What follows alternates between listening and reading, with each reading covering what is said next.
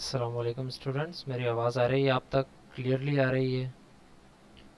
अस्सलाम वालेकुम स्टूडेंट्स, मेरी आवाज़ अगर आप तक क्लियरली आ रही है तो काइंडली यस लिख के चैट रूम में भेज दें।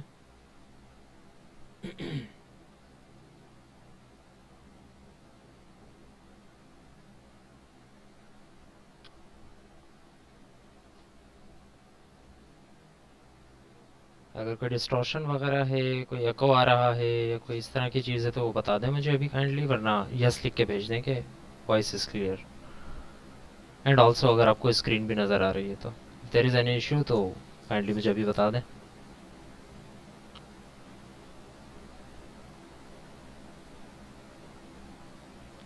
ठीक है, there are only a few students who have replied. 40 participants हैं और मेरे पास सिर्फ 5 से 6 जवाब आए हैं। आई एम नॉट सेइंग कि आप सब जवाब दे दें, आई एम जस्ट सेइंग कि जाग जाएं, अब हमारी क्लास होने वाली है। सो आज की क्लास में हमने जो टॉपिक देखना था वो आई थिंक हमने लास्ट क्लास में भी डिस्कस किया था थोड़ा सा, कि हम क्या देखेंगे। वो है स्ट्रिंग स्ट्रीम्स एंड स्ट्रिंग के मेंबर फंक्शंस। तो टॉपिक कोई इस तरह का नहीं है जिससे जो कि एक ज़्यादा हमारा टाइम ले। मुझे काइंडली ये बता दें ग्रुप चैट के अंदर जो 2E के स्टूडेंट हैं, इवनिंग वाले जो स्टूडेंट हैं, उनमें से कितने प्रेजेंट हैं। यस लिख के ज़रा बता दें कि you are student of 2E, या 2E लिख कर मैसेज कर दें। आई वांट टू आइडेंटिफाई कि 2E के कितने स्टूडेंट्स मौजूद हैं आज। There are 15 students of 2E, let's see कितने प्रेजेंट हैं। I have got 1 2 3 4। Anyone else? There are just 4 students of 2E।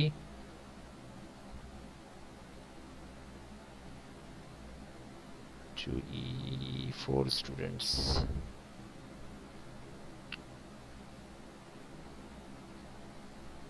चले सही है। अब ऐसा है, पूरी क्लास से अब मैं मुखातिब हूँ, जितने भी स्टूडेंट्स हैं क्लास के अंदर, कि स्ट्रिंग स्ट्रीम के कंसेप्ट को और जो स्ट्रिंग क्लास का कंसेप्ट है वो इतना बड़ा कोई कंसेप्ट नहीं है जिसमें हम ज़्यादा टाइम लगाएं।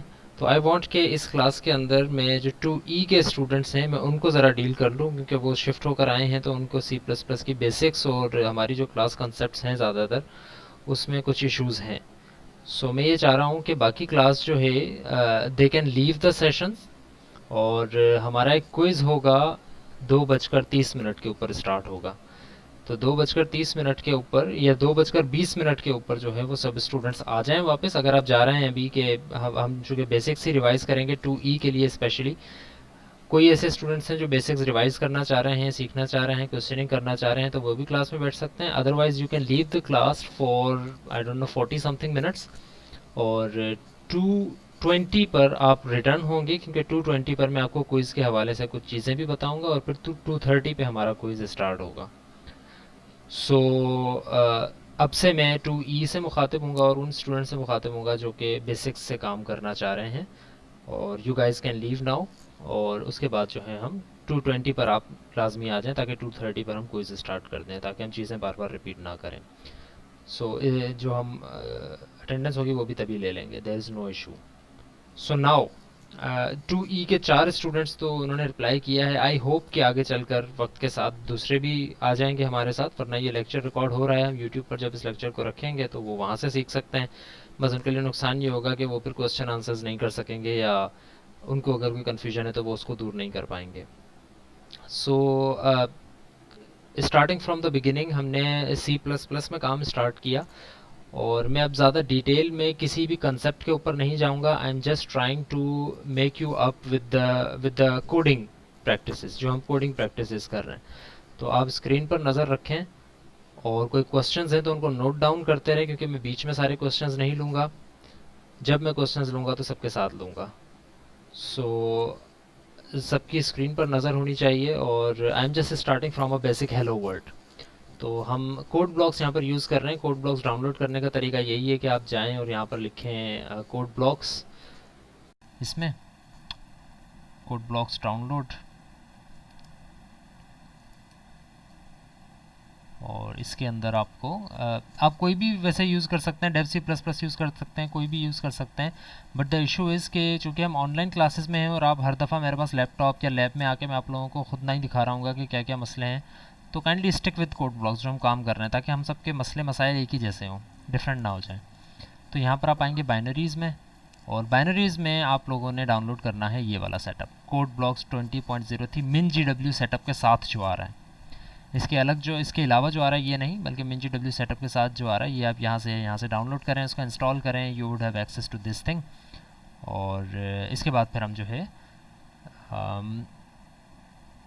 हाँ, मुजफ्फर हुसैन कह रहे हैं रिकॉर्डिंग ऑन करते हैं। हाँ, मैंने रिकॉर्डिंग ऑन कर दी है, लेकिन आपके कहने पे दोबारा रीचेक कर लेता हूँ। यस, रिकॉर्डिंग हो रही है। एक क्लास में मैं भूल गया था रिकॉर्डिंग स्टार्ट करना। सो हम क्या करते हैं, सिंपल हेलो वर्ड से स्टार्ट करते हैं। हम न्यू में जाएंगे, एम्प्टी फाइल करेंगे, और इसके अंदर जो कोड होता है वो होता है hash include IO stream. Like I said, मैं डिटेल में नहीं जाऊँगा कि कब क्या क्यों है कोई चीज़, वो आप लोग खुद स्टडी करेंगे अगर आप लोगों को उसमें इंटरेस्ट हुआ। सो इंट मेन हम करेंगे, सॉरी, देन रिटर्न 0 हो जाएगा। इस फाइल को मैं करूँगा कंट्रोल S किया है मैंने, और मैं इस फाइल को सेव कर देता हूँ 2e के नाम से, लेट सपोज, और इसकी एक्सटेंशन मैं दे देता हूँ .cpp, क्योंकि ये जो कोड ब्लॉक्स है वो C के लिए भी यूज़ होता है, C++ के लिए भी यूज़ होता है, तो इट्स बेटर कि आप एक्सटेंशन साथ दे दें कि आप कौन सी लैंग्वेज की फ़ाइल बना रहे हैं।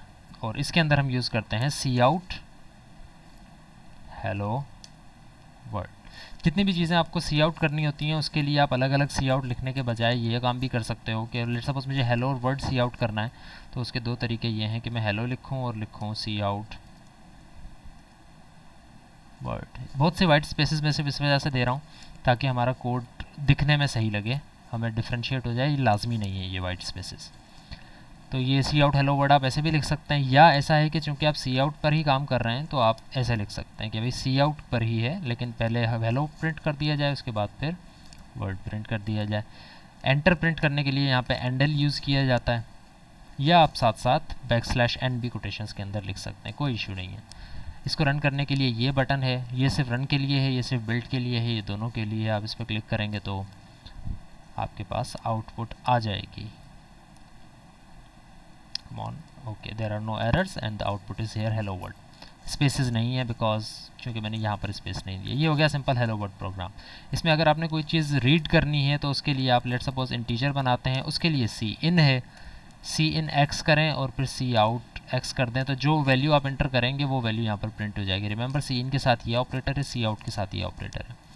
तो अब मैं एक्स को अगर रीड करता हूँ तो कुछ इस तरह से ही हमारी आउटपुट होगी कि it is now trying to read something. मैं लिखता हूँ 4, एंटर करता हूँ तो 4 प्रिंट हो गया। ये हो गया सिंपल सी इन सी आउट का केस हमारा। इसी तरह कैरेक्टर और स्ट्रिंग और ये सारे काम आप लोग जाकर देख लीजिएगा डिटेल के अंदर। अब आते हैं हम क्लासेस के स्ट्रक्चर के ऊपर कि क्लास किस तरह से बनाते हैं C++ में। तो उसके अंदर ये होता है कि मैं सबसे पहले इस फाइल को बंद कर रहा हूँ। There is nothing open now in code blocks. अब होगा ये,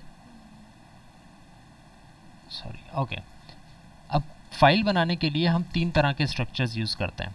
आप एक ही फाइल में भी सारी चीज़ें यूज़ कर सकते हैं, और हाँ, काजी मुबीन आप क्या कह रहे हैं? आपने एवरीवन को कर दिया है मैसेज। ठीक है, अभी बकरा ईद आई नहीं है तो हम, आपकी बात मुझे समझ नहीं आ रही कि आप क्या कहना चाह रहे हैं। ठीक है, तो वो आप ज़रा व्हाट्सएप मैसेजेस के ऊपर कर लें इस तरह की बातें।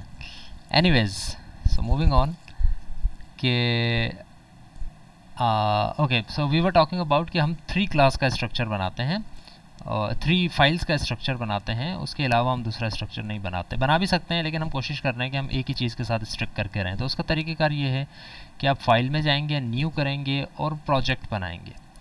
जब भी आप प्रोजेक्ट में आएंगे तो कंसोल एप्लीकेशन करके आप कर देंगे गो। कंसोल एप्लीकेशन करके जब आप गो करेंगे, ओके, कंसोल एप्लीकेशन करके गो करेंगे तो फिर नेक्स्ट करके आपने C++ ऑब्वियसली सेलेक्ट करना है। नेक्स्ट करेंगे, प्रोजेक्ट का कोई टाइटल दे दें। लेट्स सपोज मैं प्रोजेक्ट का टाइटल देता हूँ 2E और नेक्स्ट करके इसको फिनिश कर देता हूँ।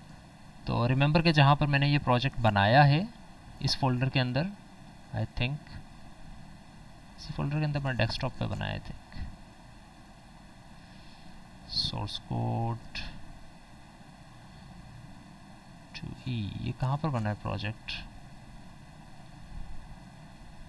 क्लोज करते हैं हम इस प्रोजेक्ट को, दूसरा बनाते हैं। इसका हमने एड्रेस नहीं देखा कि कहाँ पर ये प्रोजेक्ट बना। गो कर दिया हमने C++ और इसको हम नाम दे देते हैं 2E। इसका एड्रेस ये है। ओके, असाइनमेंट 1 सबमिशंस में आ गया है, तो हमने सिर्फ ऊप के फोल्डर के अंदर करना है।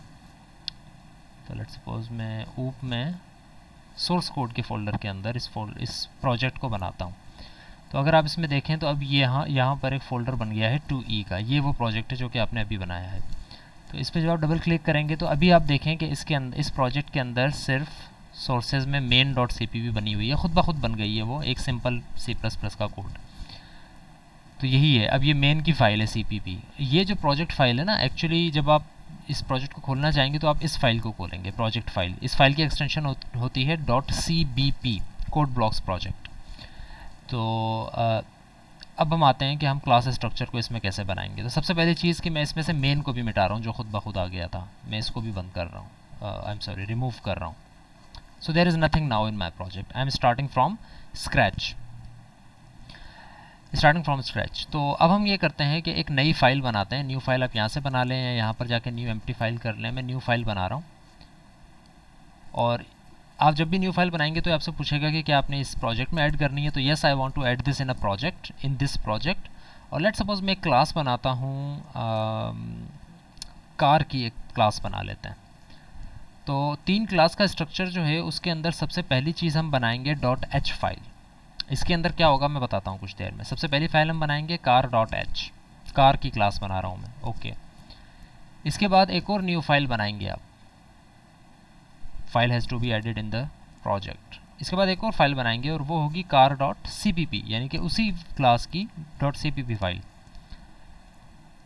और इसी तरह एक और फाइल होगी, उस फाइल को हम नाम दे देंगे main.cpp। ये एक्चुअली ड्राइव करेगी आपकी फाइल को, एक्चुअली मेन फंक्शन इसके अंदर होगा। तो इसको मैं कर देता हूँ सेव।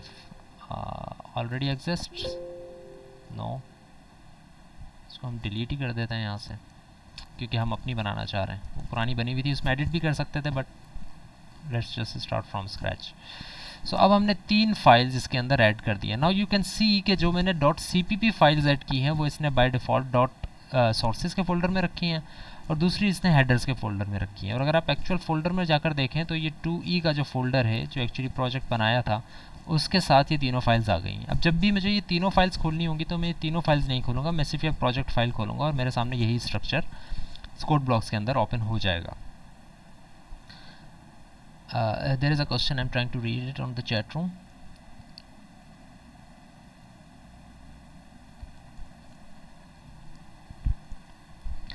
ओके, इस क्वेश्चन को मैं बाद में डील करूँगा। डी जुबैर 002 ने ये भेजा है, तो इस पर मैं बाद में डील करूँगा।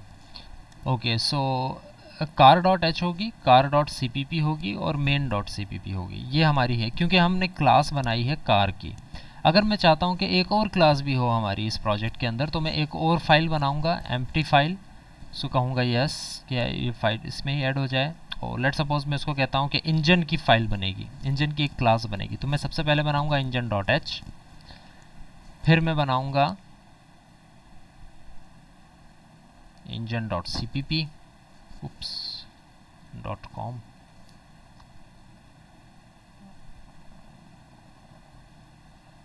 ओके, इस फाइल को हम करते हैं डिलीट। .com फाइल हमें नहीं चाहिए, यस। सो engine.h हो गया। एंड अब न्यू फाइल में बनाता हूँ और वो फाइल है engine.cpp। ठीक हो गया, nope, I don't want to save it. तो इसका मतलब है कि जितनी भी आप क्लासेस बनाएंगे उसके लिए, हर क्लास के लिए आपको 2 फाइल्स बनानी होगी, एक उसकी h फाइल और एक उसकी .cpp फाइल। सो अब आ जाते हैं कि ये फाइल्स करेंगी क्या। तो हम सिर्फ एक कार की क्लास को उठाते हैं, car.h। सबसे पहले आप स्टार्ट करेंगे car.h। इसमें हम बनाएंगे क्लास, क्लास का नाम हमने रखा कार। ठीक है, अब इस क्लास के अंदर मैं एक डेटा मेंबर बनाता हूँ कि लेट्स सपोज कार की प्राइस, इन इंटीजर, कार की एक प्राइस है जो कि इंटीजर होगी। अब ये है कि सी प्लस प्लस के अंदर स्कोप स्पेसिफायर्स होते हैं, तो हम जो डेटा मेंबर्स हैं उसको प्राइवेट करते हैं मोस्ट ऑफ द टाइम, और जो हमारे मेंबर फंक्शंस होते हैं उसको हम पब्लिक करते हैं। It depends on your problem कि आप क्या करना चाह रहे हैं, but most of the time हम ऐसा करते हैं कि प्राइवेट के अंदर हम सारे डेटा मेंबर्स लिख देते हैं। फॉर एग्जांपल इंटीजर प्राइस हो गया, या स्ट्रिंग कार का नेम हो गया, इस तरह की चीज़ें। और फिर हम आते हैं पब्लिक के अंदर, और पब्लिक के अंदर हम बनाते हैं गेटर्स और सेटर्स। गेटर्स और सेटर्स जो बनते हैं उसका मतलब ये होता है कि those member functions that are dedicated to set the values of these members और get the values of these members. एक दो सेटर गेटर्स में इन दोनों के लिए यहाँ पर बनाता हूँ तो क्लियर हो जाएगी बात। तो एक फंक्शन में बनाता हूँ void set price। ये फंक्शन मुझे बनाने की ज़रूरत इस वजह से पेश आई क्योंकि आपके जो प्राइस है वो एक्चुअली प्राइवेट है, तो इसको आप मेन में सेट नहीं कर सकते। तो मेन में मुझे अगर इसको सेट करना होगा तो मैं इस फंक्शन को कहूँगा कि प्राइस की वैल्यू सेट करती जाए। किसके बराबर करती जाए? इसके बराबर करती जाए।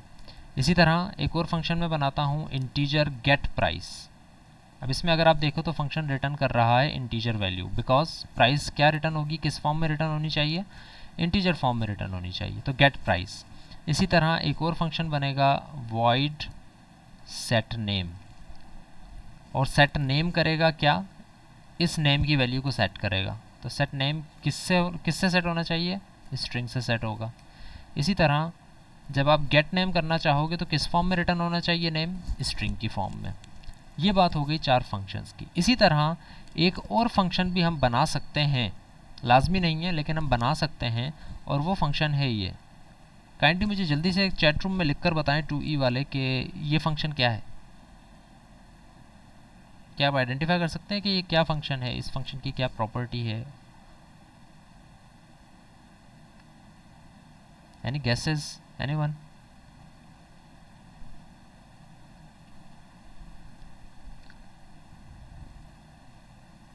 This function is actually called a constructor.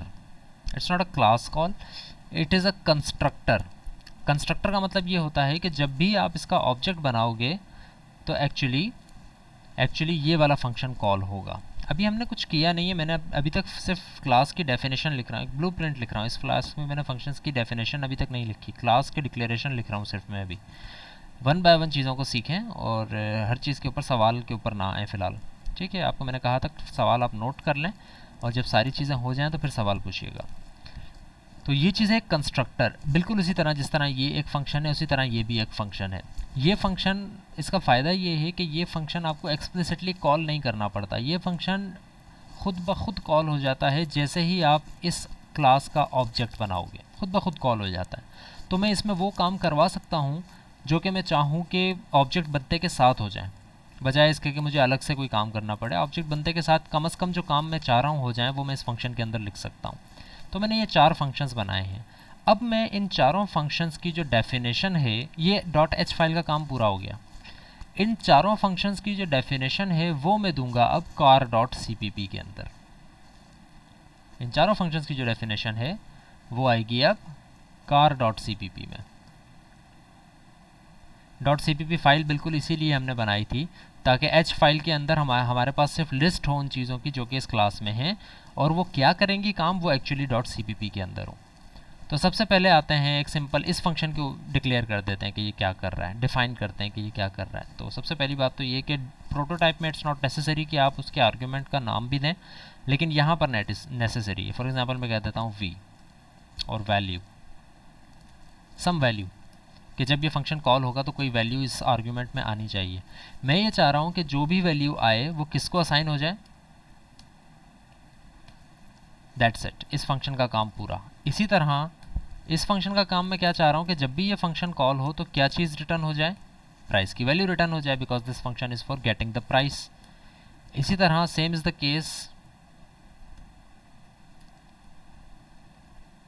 मैं इस फंक्शन में भी बिल्कुल इसी तरह करूँगा। मैं कहूँगा कि नेम इक्वल टू वैल्यू, और बिल्कुल इसी तरह मैं स्ट्रिंग गेट नेम के अंदर भी ये करूँगा कि रिटर्न नेम। नाउ रिमेंबर कि जो चीज़ आप रिटर्न करवा रहे हैं उसकी डाटा टाइप ऑब्वियसली यही होगी जो कि आपने इसकी रिटर्न टाइप की है। यहाँ पर आप इंटीजर रिटर्न करवाओगे तो वो एज ए स्ट्रिंग रिटर्न नहीं हो सकेगा। सेम ये कोई ऐसी चीज़ नहीं है जो कि आपको समझ ना आए। तो ये चारों फंक्शन की होगी डेफिनेशन। अब आते हैं कि इसकी क्या डेफिनेशन होगी। इसकी डेफिनेशन, अगर आप चाहते हो कि कुछ ना हो तो कुछ ना हो, कोई फ़र्क नहीं पड़ता। बट अगर आप ये कहते हो कि यार जब भी ऑब्जेक्ट बने, यानी कि जब भी ये फंक्शन कॉल हो, खुद ब खुद कॉल होगा, तो लेट सपोज मैं सी आउट करवा दूंगा कि भाई object has been created, backslash n भी प्रिंट कर देते हैं साथ, ऑब्जेक्ट हैज़ बिन क्रिएटेड। ये हो गई इन फंक्शंस की डेफिनेशन। बट अब कुछ टेक्निकलिटीज़ हैं जो कि हमें जहन में रखनी है। वो टेक्निकलिटीज़ क्या हैं? वो ये है कि इस फाइल को ये नहीं पता कि ये कार क्या है और ये सेट प्राइस क्या है। तो इसके लिए हम इसमें कर देंगे हैश इंक्लूड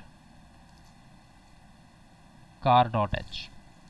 इससे अब इसको पता लग जाएगा कि ये कार एक कंस्ट्रक्टर है या ये सेट प्राइस एक मेंबर फंक्शन है। इस तरह की चीज़ें इसको पता लग जाएंगी। इसी तरह चूंकि मैं सी आउट यूज़ कर रहा हूँ तो मुझे हैश इंक्लूड आईओ स्ट्रीम भी करना पड़ेगा। सॉरी, आईओ स्ट्रीम जो है वो एंगुलर ब्रैकेट्स में आएगा और आपकी बनाई हुई जो क्लास है वो कोटेशंस में आएगा। इसी तरह मैं यूजिंग नेम स्पेस एसटीडी भी लिखूंगा, बिकॉज जो ये सी आउट और रिटर्न इस तरह की जो चीज़ें हैं या स्ट्रिंग ये डिफाइंड हैं इस नेम स्पेस के अंदर। इसको भी ऐसे ही समझेंगे जैसे आपने ये इंक्लूड करवाना है उसी तरह ये भी इंक्लूड करवाना है यूजिंग। ओके, अब बस आखिरी टेक्निकलिटी रह गई है और वो ये है कि जब भी आप फंक्शन की डेफिनेशन दे रहे होगे ना किसी मेंबर फंक्शन की, तो आपने सिर्फ एक चीज़ का इजाफा करना है, वो ये कि उस फंक्शन के नाम से पहले आपने क्लास का नाम भी लगा देना है इस ऑपरेटर के साथ, डबल कॉलन। तो जहाँ जहाँ पर भी मैंने कार क्लास के डाटा मेंबर फंक्शंस को डिफ़ाइन किया है उसके नाम से पहले मुझे ये लगाना होगा लाजमी। क्यों लगाना पड़ेगा इसकी डिटेल में हम नहीं जाएंगे अभी। इसी तरह ये भी चूंकि कार क्लास का एक फंक्शन है मेंबर फंक्शन, तो इससे पहले भी हमें लगाना पड़ेगा। ये बात हो गई कार डॉट एच और car dot c p p की। मैं इंजन डॉट एच और engine dot c p p को फ़िलहाल बंद कर देता हूँ। ये फाइल में चलें रिमूव भी कर देता हूँ यहाँ से। हम सिर्फ car dot h car dot c p p के ऊपर रहते हैं, ठीक है। और सिर्फ एक मेन फाइल है हमारी। नाउ रिमेंबर कि ये फाइल की कार की डेफिनेशन है, ये कार की डिक्लेरेशन है। अब आते हैं हम मेन फंक्शन के अंदर। तो मेन फंक्शन में हम hash include iostream just like always using namespace STD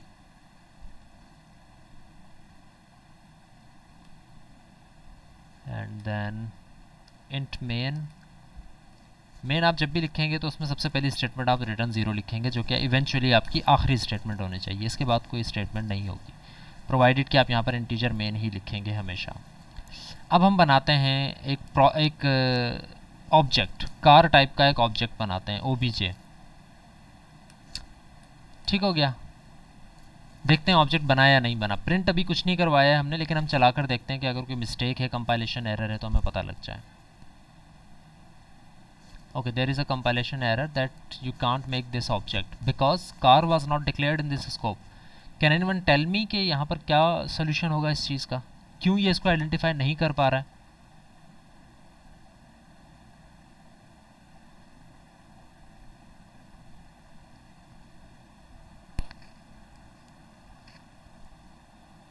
Shahzad Murtaza का जवाब सही है।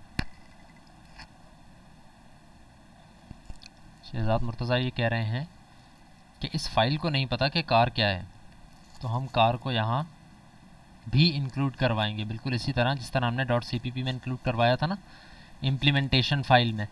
इसके अंदर हमने इम्प्लीमेंट, तो हमने ये कहा था इसको पता नहीं है कि ये फंक्शन क्या है, ये फंक्शन क्या है, तो हम कार डॉट एच को इंक्लूड करवाएंगे। बिल्कुल इसी तरह मेन को नहीं पता कार क्या है, इस वजह से हमने कार डॉट एच को यहाँ पे इंक्लूड करवाना है। सो अब एक और मसला आ गया, स्ट्रिंग नेम। ओके, स्ट्रिंग जब आप as a data type use करते हो ना, जहाँ पर भी data type as a use करते हो, वरना स्ट्रिंग जो होती है वो आप लोगों को पता होगा कि स्ट्रिंग जो होती है वो बेसिकली एक कैरेक्टर एरे होती है। लेकिन यहाँ पर मैंने कोई कैरेक्टर एरे नहीं बनाया, एक स्ट्रिंग बनाई है। तो अगर स्ट्रिंग को एज अ डाटा टाइप आपने यूज़ करना है तो you would have to include string as well as using namespace std, because आप जब भी ये काम करेंगे तो जो स्ट्रिंग है वो std के अंदर डिफाइंड है।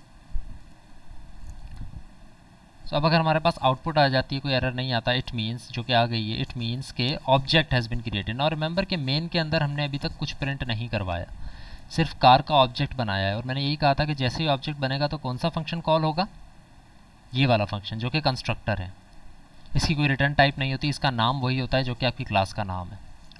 और इसके अंदर हमने प्रिंट करवाया हुआ था ऑब्जेक्ट हैज़ बिन क्रिएटेड, जो कि प्रिंट हो चुका है। अब ये है कि जब भी आपने इसके फंक्शन कॉल करने हैं तो बिल्कुल इसी तरह जिस तरह हर लैंग्वेज में आप कॉल करते हैं, आप इसके फंक्शन कॉल करें कि भाई सेट प्राइस, ये जाने सेट नेम गाड़ी का हम कर देते हैं, फॉर एग्जांपल कल्टस कर दिया हमने गाड़ी का नाम add.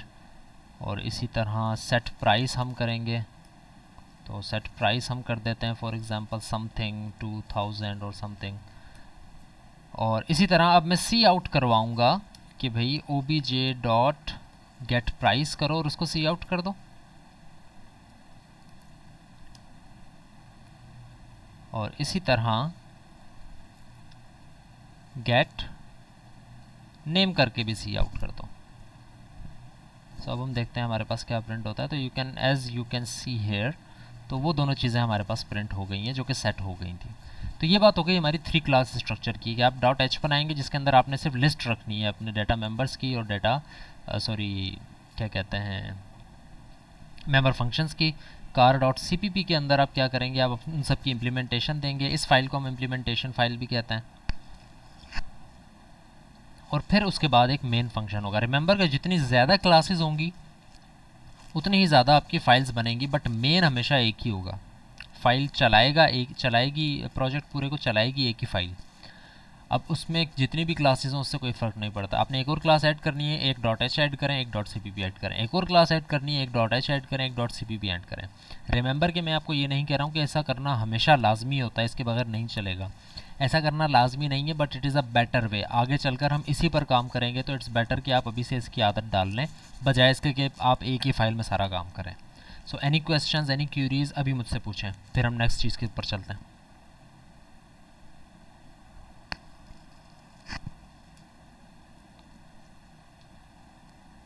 You can also raise your hand, अगर आपका सवाल इस तरह का है कि आप उसको बोल कर करना चाह रहे हैं, रेज़ योर हैंड। मैं आपका माइक ओपन कर दूंगा।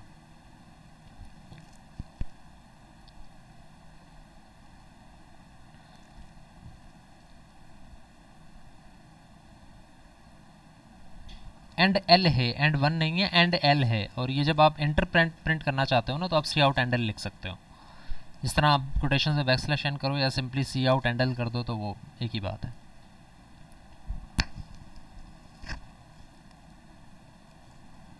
इट्स नॉट नेसेसरी कि कार का जो सी है वो कैपिटल हो, लेकिन आपने जो कार का नाम रखा है वो वही होना चाहिए जो आप यहाँ ऐड कर रहे हो। डिफरेंट करके देख लेना। अब ये छोटी छोटी चीज़ें हैं, आप करके देख लेना, होता है तो सही है, नहीं होता है तो आई एम नॉट श्योर कि ऐसा होता है या नहीं होता। प्राइवेट का मतलब ये है कि ये जो प्राइवेट चीज़ें आपने कर दी है ना यहाँ पे, इसका मतलब ये है कि ये इस क्लास के स्कोप के अंदर ही यूज़ हो सकती हैं। इस क्लास का स्कोप यहाँ से शुरू होके यहाँ ख़त्म हो गया है, लेकिन इस क्लास का स्कोप इस फाइल में भी है, क्योंकि यहाँ पर आप उसी की मेंबर फंक्शन की डेफिनेशंस लिख रहे हो ना, तो ये भी क्लास के स्कोप में आते हैं, ये भी क्लास का स्कोप है। तो प्राइवेट जो भी चीज़ें हैं वो सिर्फ क्लास के अंदर ही आप एक्सेस कर सकते हो, उसके बाहर एक्सेस नहीं कर सकते। फॉर एग्जांपल अगर मैं यहाँ लिखता हूँ कि भाई प्राइस इक्वल टू OBJ के थ्रू ही हम कॉल करेंगे, प्राइस को हम अकेला नहीं लिख सकते, क्योंकि हर डेटा मेंबर को आप एक्सेस करते हैं, हर मेंबर फंक्शन को आप एक्सेस करते हैं यूजिंग एन ऑब्जेक्ट। तो अगर मैं OBJ dot price equal to 4 करता हूँ कि भाई ये 4 हो जाए, तो आप देखिएगा कि यहाँ पर ये एरर है। क्यों एरर है? Because car price is private with in this context. ये आप मेन के अंदर है, और मेन के अंदर आप प्राइवेट मेंबर्स को एक्सेस नहीं कर सकते, आप सिर्फ पब्लिक को एक्सेस कर सकते हैं। Any other question? जितनी क्लासेस होंगी वो हैश इंक्लूड के साथ आपको करनी होगी, बिल्कुल सही कह रही है ना। सो आई थिंक अब हम आगे चलते हैं। मैं आपको कुछ चीज़ें बता दूं कि पिछले काफ़ी लेक्चर्स जो हैं वो हमारे यूट्यूब चैनल के ऊपर रखे हुए हैं। वहाँ पर आई थिंक हमने कंस्ट्रक्टर से लेकर बातें स्टार्ट की हैं, if I am not wrong. अगर नहीं तो वहाँ से जितनी बातें स्टार्ट हुई हुई हैं आप उनको फिर वहाँ से कंटिन्यू करें। अभी मैं उस डिटेल में नहीं जा रहा हूँ। हमने वहाँ कंपोजिशन देखी, हमने वहाँ और भी बहुत से टॉपिक देखे हैं। अब हम चलते हैं नेक्स्ट चीज़ के ऊपर। Let's suppose I don't have the, अच्छा चलें इसको रेफ़र कर लेते हैं ना। हमारे पास कोऑर्डिनेशन डॉक्यूमेंट्स के अंदर ये जो गूगल ड्राइव का लिंक मैंने आपके साथ सेंड किया था, इसमें ये आपकी कोर्स आउटलाइन भी मौजूद है, जो कि एक रफ़ कोर्स आउटलाइन है, हम उसको फॉलो कर रहे हैं। ओके, बूलियन और फाइलिंग को हम देख लेते हैं। चलें, फंक्शंस और रिकर्जन आप देख के आ चुके हैं, उसको बस आपने कोड में इम्प्लीमेंट करना है। C++ में हम कैसे कर सकते हैं, वरना उसमें ऐसी कोई चीज़ नहीं है। फ्रेंड फंक्शंस को देख लेते हैं। चलें जी, मैं कोड जो है वो सारा का सारा यहाँ पर शेयर कर देता हूँ। आपका जो ये ड्राइव मैंने शेयर किया है, मैं सोर्स कोड के अंदर शेयर कर दूँगा। मैं सारे कोड्स पुराने भी रखे हुए हैं इसके अंदर, अभी जो हम आज कर रहे हैं वो भी हम इसमें रख देंगे। तो चलें अब हम आते हैं, कौन सा टॉपिक कह रहे थे हम, फॉरगॉट, कौन सा टॉपिक अभी हमने कहा था कि हम ये कर लेते हैं।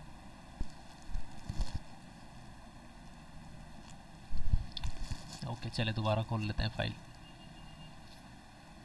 Lost my train of, yes filing, thank you.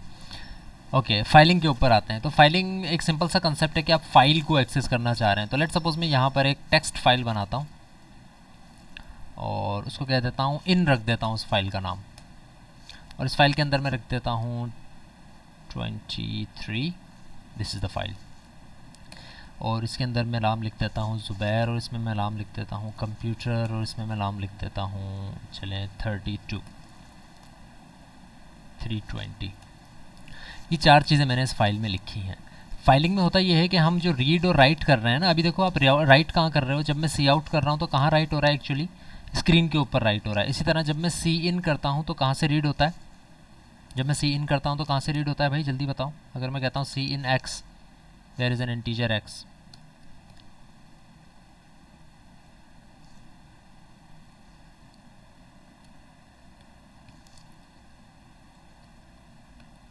इस चीज़ को हम नहीं चला रहे तो हम इसको जो है कमेंट कर रहे हैं। हम अब फाइलिंग के ऊपर काम करेंगे। स्क्रीन से रीड नहीं होता, रीड होता है कीबोर्ड से। यूज़र इनपुट जो करता है वो होता है कीबोर्ड से रीड होता है। तो सी इन अगर मैं करूँगा ना, सी इन एक्स, तो ये कीबोर्ड से रीड करके सी इन अपने पास रखेगा और किसको दे देगा, अगर आप इन एरो को देखो तो किसको दे देगा, एक्स को। और इसी तरह अगर मैं कहता हूँ सी आउट एक्स, तो एक्स की जो भी वैल्यू होगी वो आ जाएगी सी आउट के पास। एरो को अगर आप देखो, एक्स की जो भी वैल्यू होगी वो आ जाएगी सी आउट के पास, और सी आउट का काम ये है कि वो स्क्रीन पे प्रिंट कर दे, जिस तरह सी इन का काम ये है कि वो कीबोर्ड से रीड करे। तो इसी चीज़ के ऊपर अगर हम आते हैं तो ऑल राइट, तो चलें इसको मैं चलाता हूँ जिस तरह मैंने अभी आपको थोड़ी देर पहले चलाकर दिखाई चीज़, कि इसकी जो आउटपुट आ रही है वो कुछ इस तरह है कि जो चीज़ आप लिखोगे वो आपके पास आउटपुट में आ जाएगी। अब हम ये करते हैं कि जब आप फाइलिंग करने जा रहे हो ना, तो आपको सबसे पहले तो एक फ़ाइल इंक्लूड करनी पड़ेगी जिसका नाम, if I am not wrong, is F stream. Okay, F stream की फ़ाइल आप इंक्लूड करोगे और यहाँ पर आकर दो तरह के ऑब्जेक्ट बनाओगे। एक होगा इफ़ स्ट्रीम, कोई भी नाम रख सकते हो आप उसका, से एक्स रख दिया आपने उसका नाम, और इसी तरह एक होता है ऑफ स्ट्रीम, फॉर एग्जांपल उसका नाम आपने रख दिया वाई। रिमेंबर कि जो एक्स बना हुआ है ये इफ़ स्ट्रीम का ऑब्जेक्ट है, और ये जो वाई बना हुआ है ये ऑफ स्ट्रीम का ऑब्जेक्ट है, विच मीन्स कि इस ऑब्जेक्ट के थ्रू आप फाइल को स्ट्रीम कर सकते हो जस्ट फॉर इनपुट, और इस ऑब्जेक्ट के थ्रू आप फाइल को स्ट्रीम कर सकते हो जस्ट फॉर आउटपुट। तो अब हम पहला काम ये करते हैं कि हम जो हमने फाइल में लिखी है चीज़, हम एक्स के थ्रू उस फाइल को इनपुट करवाते हैं, उस फाइल की चीज़ें इनपुट करते हैं। तो मैं ये कहता हूँ कि for example I have an integer से ए, और मैं ये कहता हूँ सी इन एक्स किया जाए, सॉरी सी इन, अच्छा मैंने एक्स डबलिंग नाम कर दिया, सी इन ए किया जाए, तो भाई कहाँ से रीड होगा जल्दी बताएं। एक्टिव रहा करें ग्रुप चैट के ऊपर।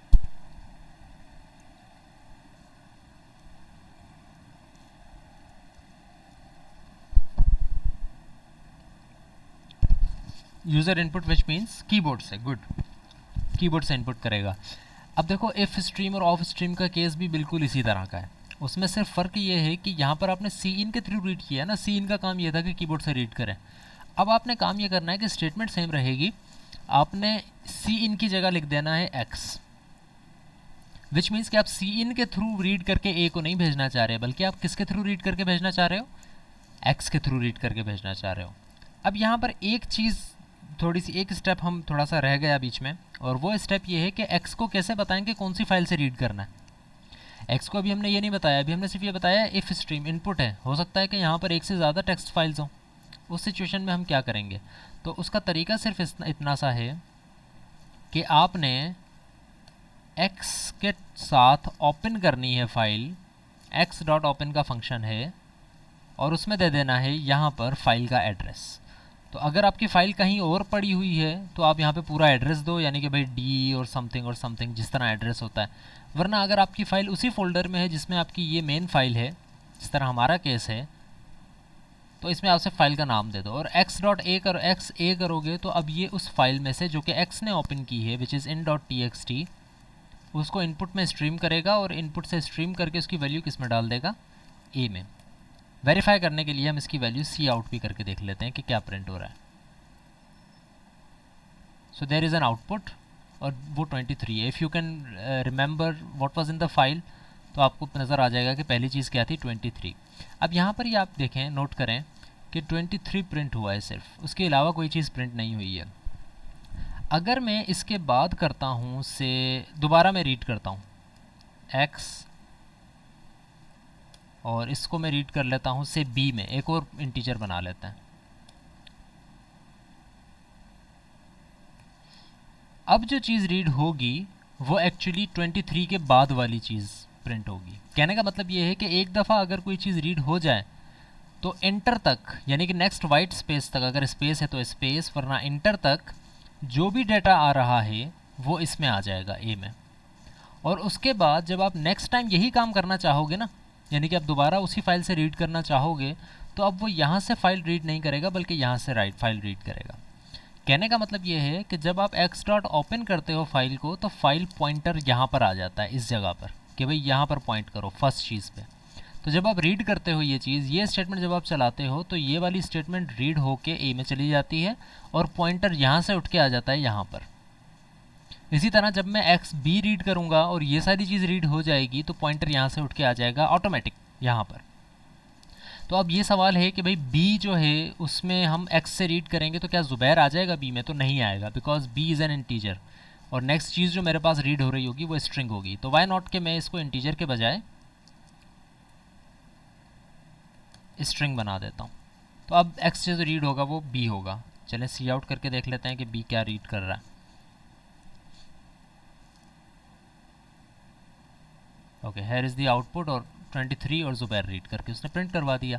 इसी तरह आप हर दफ़ा जब प्रिंटिंग करवाना चाहेंगे तो आप रीड करें और प्रिंट करवाते रहें, रीड करें प्रिंट करवाते रहें। ये हो गई फाइलिंग सारी की सारी। इसी तरह अगर आपने ये फाइल में राइट करवाना है तो सेम होगा, कोई इसमें फ़र्क नहीं होगा। आप एक फ़ाइल ओपन करें, कोई नई फ़ाइल ओपन करें। अगर अच्छा, आउटपुट में ये होता है कि अगर फ़ाइल बनी हुई नहीं है तो वो बना देगा। इनपुट में लाजमी है कि बनी हुई होनी चाहिए फ़ाइल। तो मैंने कोई फ़ाइल ओपन की और मैं ये चाहता हूँ कि वो फ़ाइल जो है बिल्कुल इसी तरह आप देखें जिस तरह मैं स्क्रीन पे प्रिंट करवा रहा हूँ ना, इसी तरह मैं स्क्रीन के बजाय फ़ाइल में भी प्रिंट करवा सकता हूँ। कैसे? वो इस तरह के, जिस तरह मैं एक्स को यूज़ करते हुए रीड कर रहा था सी इन की जगह, उसी तरह मैं सी आउट की जगह वाई को यूज़ करते हुए प्रिंट करवाऊँगा। तो वही चीज़ जो कि अभी आपकी ब्लैक स्क्रीन पे प्रिंट हो रही थी वो अब कहाँ प्रिंट हो जाएगी, इस फाइल में out.txt में। अब मेरे पास आउटपुट है लेकिन यहाँ पर कुछ प्रिंट नहीं हो रहा। प्रिंट कहाँ हुआ होगा, यहाँ पर देखें एक और फाइल बन गई है और इस फाइल के अंदर वही चीज़ जो ब्लैक स्क्रीन पे प्रिंट हो रही थी वो प्रिंट हो रही है। तो ये आप टेक्स्ट फाइल से रीड कर सकते हैं, आप एक्सेल से रीड कर सकते हैं और भी काफ़ी जगहों से रीड कर सकते हैं। ऑब्वियसली बिल्कुल इतनी सिंप्लिसिटी के साथ नहीं होगा, चेंजिंग के साथ होगा, but this was all about filing. एक चीज़ और मैं इसमें सिंप्लिसिटी कर दूँ कि बजाय इसके कि मैं इसका नाम एक्स और वाई रखूँ, बेयर विद मी, इसका नाम मैं रख देता हूँ एफ इन और इसका नाम मैं रख देता हूँ एफ आउट। तो y की जगह सब आ जाएगा एफ आउट और x की जगह आ जाएगा एफ इन। अब अगर आप देखो तो इस नाम चेंज करने से मुझे फ़ायदा ये हुआ है कि आपकी जो एफ इन और एफ आउट की स्टेटमेंट है ये बिल्कुल उसी तरह काम कर रही है जिस तरह सी इन सी आउट की स्टेटमेंट काम करती थी। तो बजाय इसके कि आप यहाँ पे सी इन करके ए करो तो वो कीबोर्ड से रीड करे, आपने एफ इन करके ए किया तो उसने किससे रीड कर लिया, इस फाइल से रीड कर लिया। इसी तरह सी आउट के बजाय आपने एफ आउट कर दिया, कोई फ़र्क नहीं है। अगर मैं इसको स्क्रीन पे प्रिंट करवाना चाहता हूँ तो मैं क्या लिखूँगा, रिमेंबर कि ये दोनों चीज़ें सेम है, सिर्फ सी और एफ़ का फ़र्क है। C is for console, F is for file. तो नाम चेंज कर देने से हमारी इसकी थोड़ी सी मसले हल हो जाएंगे। कुछ क्वेश्चंस और हैं, मैं इनको डील कर लूँ, उसके बाद फिर आई थिंक हमें क्विज़ की तरफ जाना पड़ेगा। What if use space bar की, अच्छा व्हाट इफ़ के क्वेश्चंस छोड़ दें, वो आप खुद करके देखेंगे तो आपको पता लगेगा, मैं हर चीज़ को डील यहाँ पर नहीं कर सकता। व्हाट इफ प्रैक्टिस करें। टेक्स्ट फाइल में बाद में रिटन वाली वैल्यू को पहले प्रोग्राम में रीड कैसे करवाएंगे। ओके उसके लिए ये है कि आप इसको डमी वैल्यू रन करवा दें, यानी कि एफ इन आप ए करें, अगर आपने दूसरी वैल्यू रीड करनी है तो इस ए को आप कोई काम ना करवाएं और एफ इन ए एक और दफ़ा कर लें। अब ये होगा कि ए के अंदर कौन सी वैल्यू आ जाएगी, सेकंड वैल्यू आ जाएगी, क्योंकि पहली जो आपने रीड की उसने रीड तो की लेकिन उस रीड वैल्यू का आपने कोई काम नहीं किया, उसका काम सिर्फ ये होगा कि उसने पॉइंटर आगे कर दिया रीड करके। जब आप नेक्स्ट टाइम रीड करोगे तो ए के अंदर अब नेक्स्ट वैल्यू आ जाएगी ऑब्वियसली। तो ये टेक्निक आप यूज़ कर सकते हो। Another question, if you take multiple string from user and store in this file by using array. अच्छा it is a very specific question Muzaffar, we can do it, there is no harm in that, we can do it as well. अब ये है कि इस पर आप practice कर लें, अगर कोई इशू आता है तो मुझसे पूछ लीजिएगा, बट वो पूरा कोड होगा जो कि उसके लिए करना पड़ेगा हमें। If you want to print whole file what should we do. Okay you should use, good question, you should use a loop, f n not equal to e o f. ये जो ई ओ एफ है ये basically end of file pointer है, और F N जो है उसके अंदर आपकी फ़ाइल पॉइंट कर रही होती है। तो आप ये वाइल लूप यूज़ कर सकते हो और ये कह सकते हो कि भाई ये एफ एन ए करते रहो, यानी कि रीड करते रहो फाइल से जब तक कि एफ एन जो है उसकी वैल्यू ई ओ एफ ना हो जाए। तो जब तक इसकी वैल्यू ई ओ एफ नहीं होती, एफ एन की या ए की, इसको देख लीजिएगा बाद में, डिटेल में नहीं जा रहा हूँ मैं। अगर आप ये लगाते हो तो इसका मतलब ये है कि ये रूप जब तक चलता रहेगा जब तक कि रीड हुई हुई वैल्यू ई ओ एफ ना हो जाए। अगर वो ई ओ एफ हो जाएगी तो पूरी फाइल रीड हो जाएगी, तो आप इस तरह पूरी फाइल भी रीड कर सकते हैं। सो एनी अदर क्वेश्चन, मेरे पास सिर्फ 3 मिनट हैं, उसके बाद फिर हम क्विज़ की तरफ चलेंगे। रिमेंबर कि 2E के जो स्टूडेंट्स हैं वो भी क्विज़ अटैम्प्ट करेंगे, अटैम्प्ट आपने लाजमी करना है, जितनी चीज़ें आप सही कर सकें आप उतनी सही करें, वरना हम जो है वो बेस्ट क्विज़ को ही कैलकुलेट करेंगे आगे चल के। सो इसके बाद आपने जाकर जो है यूट्यूब के सारे लेक्चर्स देखने हैं, सोर्स कोड देखना है जो मैंने शेयर किए हुए हैं, मैं ये वाला सोर्स कोड भी शेयर कर दूँगा, बल्कि आपके सामने यहाँ पर शेयर कर देता हूँ ताकि हमें भी याद रहे। Yes, I want to save the changes. तो ये जो 2E का फोल्डर है ये हम सोर्स कोड में, इसकी डेट भी लिख देते हैं ताकि हमें याद रहे। It is July 1st।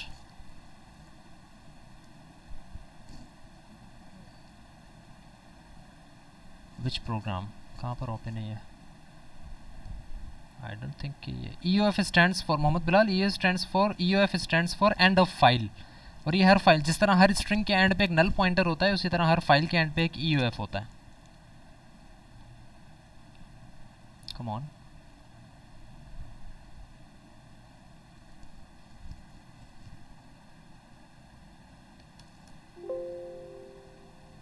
Okay चलें, इसकी नेम चेंज नहीं हो रहा, हम ऐसे ही ऐड कर देते हैं इसको। आई डोंट नो किस फाइल में ओपन हुआ हुआ है ये।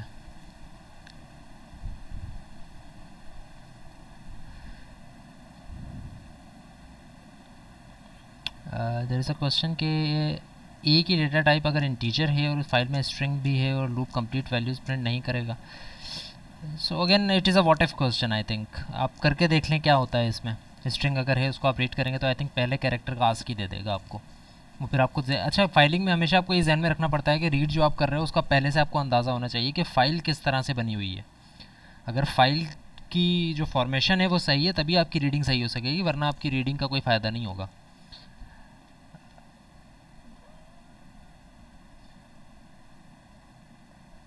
अच्छा जो ठीक है, ज़ुबैर ये पूछ रहे हैं कि जो LMS है उसके ऊपर CD सेक्शन लिखा हुआ है क्विज़ का, हम किस सेक्शन में दें। तो आप CD सेक्शन में ही देंगे, मैं उसका नाम चेंज कर दूंगा तो name should be quiz 3 CDE। Okay, तो वो CD वाला जो है उसी में आप अटैम्प्ट करेंगे, यानी कि अभी 2:30 पर। ठीक है मोहम्मद शहजाद, ठीक है।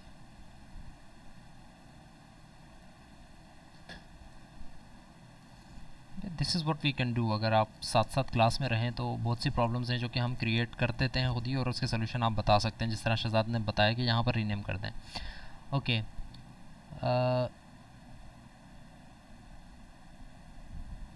चलें सही। जब क्विज़ दे रहे होंगे तो उस वक्त जो है वो अटेंडेंस ले ली जाएगी, या उसके बाद जो 10 मिनट होंगे उसमें मैं अटेंडेंस ले लूँगा। तो अब 2:20 है, मेरे पास पार्टिसिपेंट्स मौजूद हैं। मैं अनाउंसमेंट से स्टार्ट कर रहा हूँ जो कि क्विज़ से रिलेटेड है। तो सबसे पहली चीज़ ये है कि जो क्विज़ है उसमें नोटपैड कहाँ है, उसमें इस दफ़ा बैकअप का कोई सलूशन नहीं है। यानी कि जो क्विज़ आपने दिया वो दे दिया, अगर आप उसको सबमिट नहीं करवा पाए तो नहीं करवा पाए, इट्स नॉट एन इशू। क्योंकि हम ऑलरेडी ये कह चुके हैं कि हम क्विज़ेस ज़्यादा ले रहे हैं, तो आपके पास ऑलरेडी लीवे है। अब ये नहीं है कि मैं उसमें भी हर क्विज़ के अंदर आपके साथ जो है वो क्या कहते हैं बैकअप का अलग बनाऊं और उसका अलग बनाऊं। It's a real hassle for me as well, क्योंकि ऑलरेडी आपके हर दूसरे दिन, हर दूसरे हफ्ते चूँकि क्विज़ेस बन रहे हैं, तो क्वेश्चंस बनाना और फिर उनकी चेकिंग और ये सारी चीज़ें जो हैं उसमें इश्यूज़ आते हैं, तो बैकअप हो जाता है, तो फिर वो और डबल काम हो जाता है। तो अगर आपको मैंने ऑलरेडी ज़्यादा क्विज़ेस बना रहा हूँ, तो मैं आपका बैकअप क्विज़ नहीं बना रहा हूँ, आप सिर्फ एक ही क्विज़ में आएंगे। नए स्टूडेंट्स के लिए मैं ये बताता चलूँ कि आपका क्विज़ ओपन हो जाएगा 2:30 पर, और वो चलेगा 2:50 तक।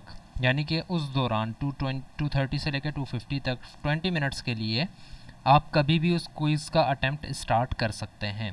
गौर से सुनने सब, कोई कभी भी आप उस क्विज़ का अटैम्प्ट स्टार्ट कर सकते हैं। अटैम्प्ट सिर्फ 1 अलाउ है, लेकिन उस क्विज़ का जो टाइम है वो 10 मिनट है। 20 मिनट का टाइम आपके पास होगा, आप किसी भी वक्त आके उस क्विज़ को देख सकते हैं। यानी कि आप 40 पर आ जाएं, 41 पर आ जाएं, आप 35 पर आ जाएं, आप स्टार्ट करें। लेकिन जैसे ही आप क्विज़ स्टार्ट करेंगे तो उसके बाद सिर्फ आपके पास 10 मिनट होंगे। वो 10 मिनट तक आप क्विज़ को अटैम्प्ट कर सकते हैं, उसके बाद आप जो है आपकी सबमिशन हो जाएगी। अगर आपका कोई इलेक्ट्रिसिटी इशू है या इस तरह का कोई इशू हो जाता है बीच में, जो कि होना नहीं चाहिए, आप उसी वक्त क्विज़ स्टार्ट करें जब आपको कंफर्म हो कि अगले 10 मिनट तक कोई ऐसा इशू नहीं आने वाला। ठीक है, और या आप मोबाइल पे करें ताकि आपके पास बैकअप हो बैटरी वगैरह और मोबाइल डाटा। तो सबसे पहली चीज़ ये कि वो 10 मिनट आपके लिए क्रूशियल हैं। अगर आप उस 10 मिनट को अवेल नहीं कर पाते हैं, आप किसी वजह से आपका इशू आ जाता है, तो आप मुझे ईमेल कर दें कि सर मेरे साथ ये इशू हो गया था और क्विज़ 3 के अंदर मेरा ये इशू हुआ था, ताकि जब मैं आखिर में बैठ के सेमेस्टर के एंड पे आपके मार्क्स फाइनलाइज़ कर रहा हूँ तब मुझे पता होगा कि किसके साथ क्या मसला था। आई एम नॉट सेइंग कि मैं इसी वक्त आपका मसला हल कर दूँगा, बट मेरे पास रिकॉर्ड होना चाहिए। ठीक है, और तीसरी बात ये, तीसरी या दूसरी जो भी है, वो बात ये कि लास्ट क्विज़ में भी मैंने नोट किया, मुझे किसी स्टूडेंट ने ऐसा बताया नहीं, जबकि बताना चाहिए था, क्योंकि मैंने प्रीव्यू नहीं लिए थे काफ़ी क्विज़ के। तो उसमें मैंने ये देखा कि कुछ ऐसे स्पेशल कैरेक्टर्स हैं जो कि आपके पास अजीब लिखे हुए आ रहे थे। यानी कि आई थिंक जो एंड है उस एंड की जगह कुछ इस तरह की चीज़ लिखी हुई आ रही है।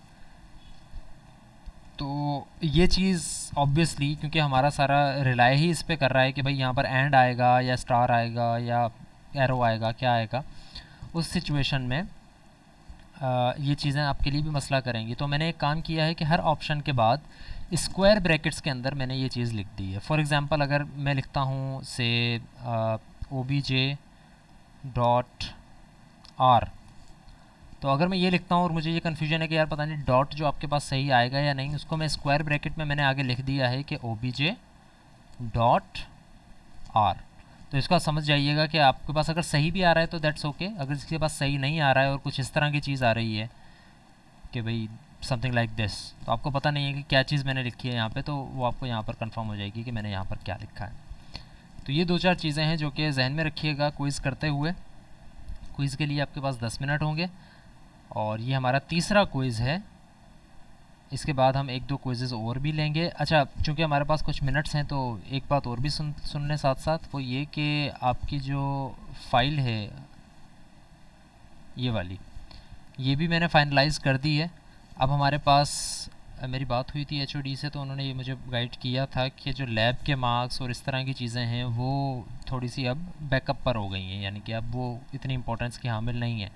अब जो हमारी सारी की सारी डिस्ट्रीब्यूशन है मार्क्स की वो चेंज हुई है, और वो कुछ इस तरह से चेंज हुई है कि आपकी जो असाइनमेंट्स हैं वो 2 असाइनमेंट्स होंगी 20 नंबर की, यानी कि 10-10 नंबर की 2 असाइनमेंट्स हो जाएंगी। आउट ऑफ 20 आपको असाइनमेंट के नंबर मिलेंगे। और इसी तरह क्विज़ जो होंगे वो आपके 3 होंगे 10-10 नंबर के। अब यहाँ पर आपको 6 क्विज़ नज़र आ रहे हैं। ऑब्वियसली इस 6 में से जो आपके बेस्ट स्कोर्स होंगे उसको हम ऐड करेंगे, बेस्ट 3 स्कोर्स। इसी तरह जो असाइनमेंट है वो आपको 3 नज़र आ रही हैं। इन 3 में से जो आपकी बेस्ट 2 स्कोर्स होंगे वो हम यहाँ पर कैलकुलेट करेंगे फाइनल करके। और क्लास पार्टिसिपेशन के 10 नंबर हैं आपके, जो कि एंड ऑफ द सेमेस्टर में आप सबकी इंडिविजुअल परफॉर्मेंस को देखते हुए दूंगा। और इसी तरह फाइनल के 40 मार्क्स हैं। तो देर इज़ नो लैब के मार्क्स अलग से हम डिस्ट्रीब्यूट नहीं कर रहे हैं, अलग से प्रोजेक्ट के मार्क्स डिस्ट्रीब्यूट नहीं कर रहे हैं। तो आपकी डिस्ट्रीब्यूशन कुछ इस तरह से हो गई है कि अब इसका फ़ायदा या इसका नुकसान आपको ये है कि आपकी हर असाइनमेंट, हर क्विज़ जो है वो एक्चुअली वेटेड है। ये नहीं है कि 3 नंबर हैं, 2 नंबर हैं, उसका अगर मिस भी हो गया तो कोई इशू नहीं है।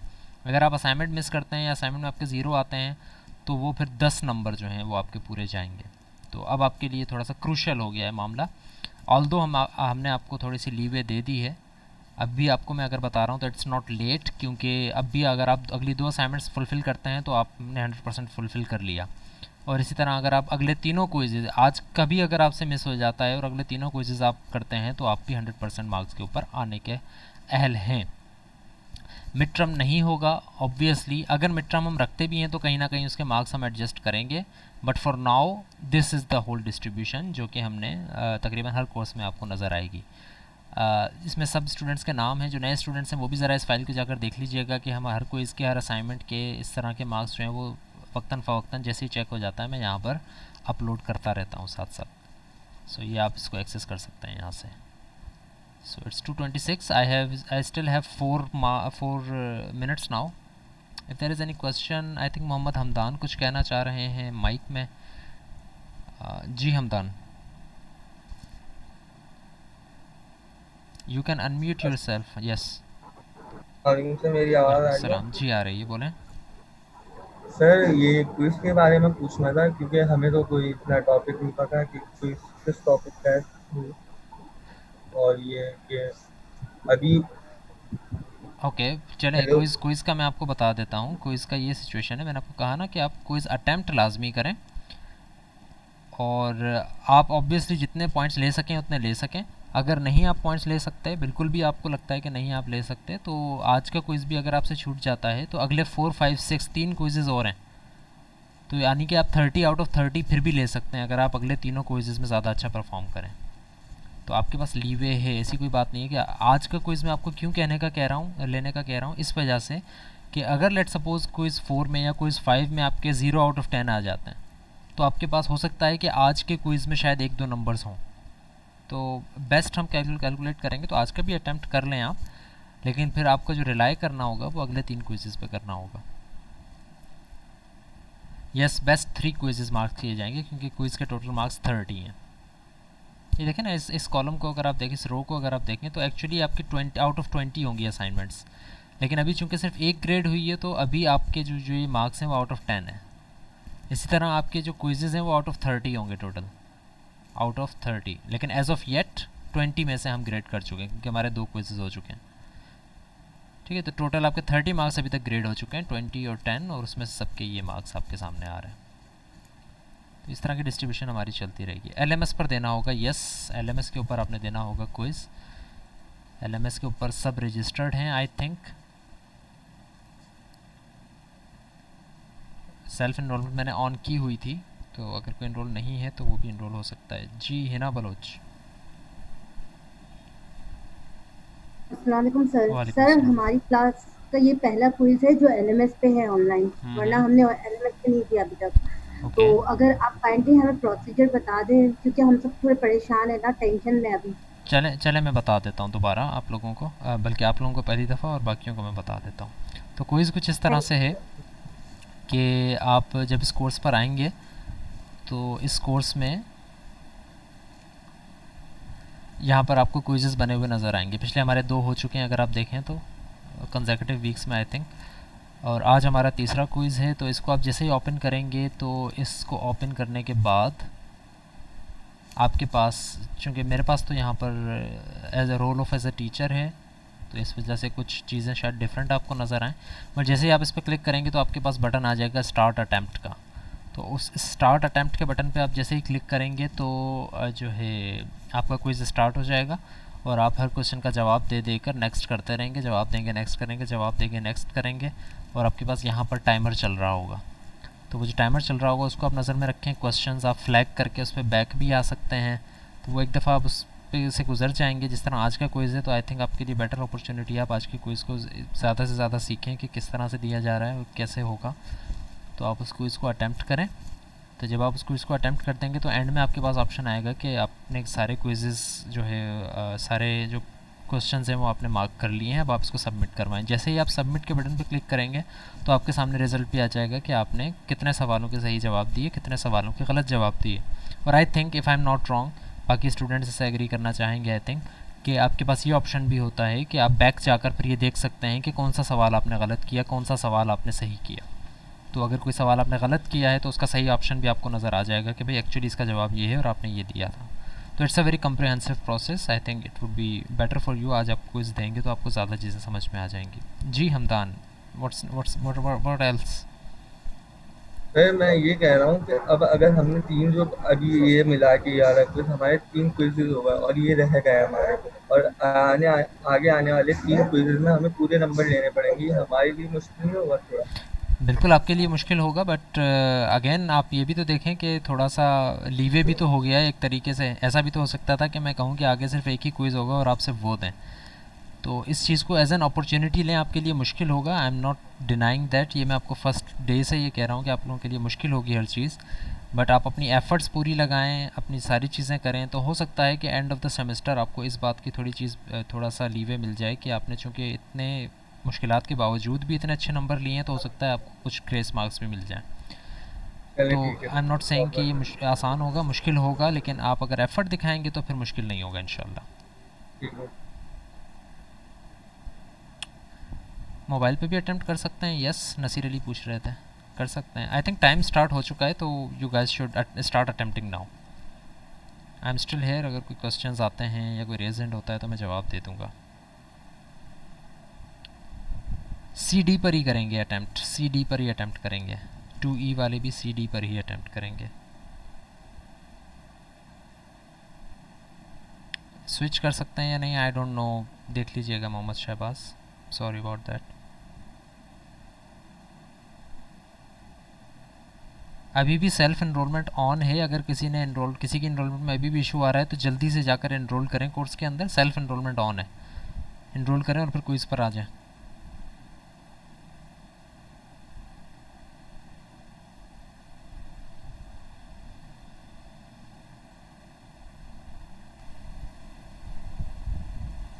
Okay class, we are back after quiz. Quiz का टाइम एंड हो चुका है। सबमिशन जिसकी आ गई, आई थिंक 78 अटैम्प्ट्स मेरे पास आ चुके हैं, सो इसका रिज़ल्ट आपको मिल जाएगा होपफुली जल्दी। Okay so we have only last 10 minutes, if there are any questions और क्यूरीज तो आप वो अभी मुझसे पूछ सकते हैं। मैंने सिर्फ एक दो बातें करनी है आपकी असाइनमेंट से रिलेटेड, सो तब तक आप अपने क्वेश्चंस को ज़रा वेरीफाई कर लें, ज़रा फॉर्मुलेट कर लें आप क्या पूछना चाह रहे हैं, तब तक मैं अपनी 2-4 बातें कर लूँ। वो ये कि आपकी जो असाइनमेंट्स आई हैं उसमें most of the assignments, I am sorry to say, most of the assignments have been plagiarised. उसके मार्क्स तो चले मैंने आपको इस दफ़ा दे दिए हैं, असाइनमेंट 1 है चूँकि, but there are many assignments जो कि प्लेजराइज्ड थी। I ran a few checks on them as well, मैंने उनको प्लेजरिज्म चेकर में से भी गुजारा। There are 98% plagiarised, 80% plagiarised. Again मैंने आपको ये कहा था कि जब आपकी असाइनमेंट्स होंगी तो I would set a threshold कि भाई कितनी प्लेजरिज्म होनी चाहिए, बिकॉज आप तकरीबन सारी चीज़ें सेम ही लिख रहे होंगे, इंटीजर मेन और ये सारी चीज़ें क्लास, कीवर्ड्स तो तकरीबन 50% सेम होते हैं। बट फिर भी आई वाज शॉक्ड कि आपकी जो प्लेजरिज्म थी that was above 70, above 80 most of the cases में। और वो भी ऐसा नहीं कि 2 स्टूडेंट्स की हों, एक स्टूडेंट के सामने तकरीबन कोई 7-8 स्टूडेंट्स की लाइन लगी हुई थी, सब ने 98%, 80%, 87%। I have the report as well, but इस दफ़ा मैंने आपको प्लेजरिज्म की सज़ा वो नहीं दी है जो कि मैंने आपको बताई थी कि you will have to bear -100%। इस दफ़ा मैंने आप लोगों को छूट दे दी है because we are in an online session और बहुत से मसले मसाइल हैं, तो इस वजह से फ़िलहाल मैंने आप लोगों को इस असाइनमेंट में छूट दे दी है। लेकिन अगली असाइनमेंट में प्लेजरिज्म चेकर दोबारा चलेगा। मैंने अपनी आंखों से भी प्लेजरिज्म देखी, मैंने अपने चेकर में चलाकर भी देखी परसेंटेज, वो सारी रिपोर्ट मेरे पास मौजूद है। इफ़ आई वांट तो मैं अभी आपकी जो है प्लेजरिज्म दोबारा भी लगा सकता हूँ। बट द इशू इज़ कि हम चूँकि एक नए मेथड, नए फिनोमेना से गुजर रहे हैं, तो इस दफ़ा मैं आप लोगों को छोड़ रहा हूँ। अगली दफ़ा जो है आप में से किसी की भी प्लेजरिज्म नहीं होनी चाहिए अबव सर्टन थ्रेशोल्ड। अगर उससे एक सर्टन थ्रेशोल्ड से ऊपर आपकी हो गई प्लेजरिज्म, तो फिर उसमें जो है आपको -100% तक बेयर करना पड़ेगा। सो बेयर इन माइंड कि आप बेशक गलत काम जमा करवाएं, कम काम जमा करवाएं, लेकिन अपना काम जमा करवाएं, किसी और का काम लेकर जमा ना करवाएं। So I am giving the forum to you. कोई क्वेश्चन, कोई कमेंट्स वगैरह हैं तो मुझे बता दें।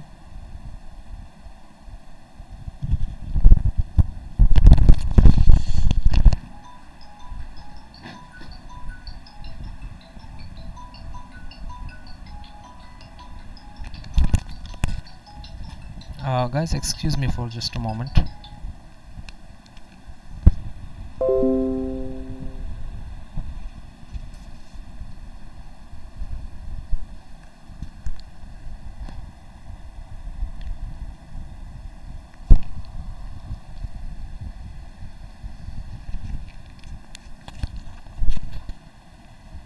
ओके, सो निम्रा ने पूछ रहे हैं प्रोजेक्ट मिलेगा या नहीं मिलेगा। अब देख लेंगे end of the semester. I have not planned it yet. Project मैं आपको देने का प्लान नहीं कर रहा हूँ, बट आई थिंक कि हम दे दें किसी कंपनसेशन की असाइनमेंट के तौर पर। असाइनमेंट 1 के मार्क्स अपलोड हो चुके हैं, हफ्सा अहमद पूछ रही हैं। जी हाँ, अपलोड हो चुके हैं असाइनमेंट 1 के मार्क्स, आप उनको चेक कर सकते हैं। आपके असाइनमेंट की सिर्फ वही चेकिंग हुई है जो इन्होंने LMS पे सबमिट करवाई थी। जिन्होंने ईमेल पर सबमिट करवाई थी उनको सबमिट नहीं की मैंने। Again excuse me. हाँ, अच्छा दो।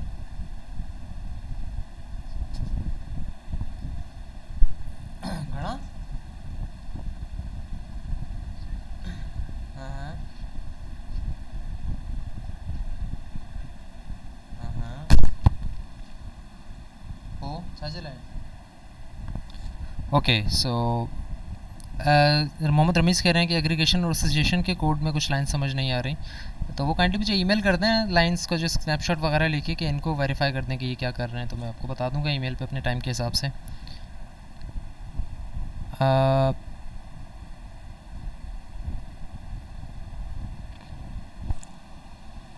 Few other questions I think हैं।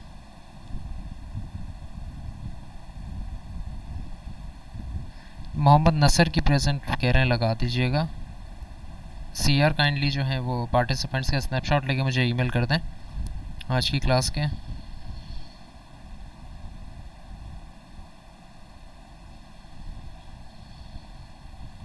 जी हाँ, मैंने कहा कि आपकी बेस्ट 2 असाइनमेंट्स कैलकुलेट होंगी मोहम्मद शहबाज।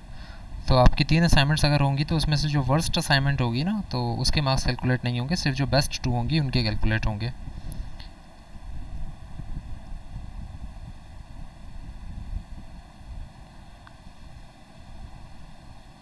किस किस का प्लेजरिज्म है वो मैं अभी नहीं बताऊंगा आप लोगों को। मैंने अभी पूरे नंबर दे दिए हैं सबको। नेक्स्ट टाइम आप लोगों ने खुद ये देखना है कि किसकी प्लेजरिज्म नहीं होनी चाहिए, विच मीन्स कि आप लोग खुद ना करें अगर तो नहीं होगी प्लेजरिज्म, लेकिन अगर आप करेंगे तो फिर वो प्लेजरिज्म चेकर में आएंगी। तो इस बात से कोई फ़र्क नहीं पड़ता कि आपको पता लगे कि किस चीज़ में प्लेजरिज्म हुई है। असाइनमेंट के मार्क्स और क्विज़ेस के मार्क्स हम इस जगह लगा रहे हैं ना। देखें आप, ये एक्सेल शीट्स जो मैंने बनाई हुई है गूगल ड्राइव पर, यहाँ पर मिल जाएंगे आपको सारे marks.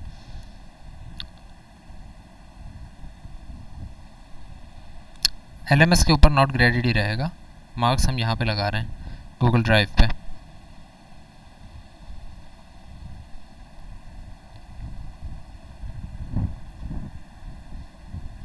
Any other question, any query? Okay, so class is dismissed, you all can go. किसी का अगर कोई क्वेश्चन वगैरह है तो I am still here for a few minutes, a couple of minutes, वरना you can all go. Thank you very much.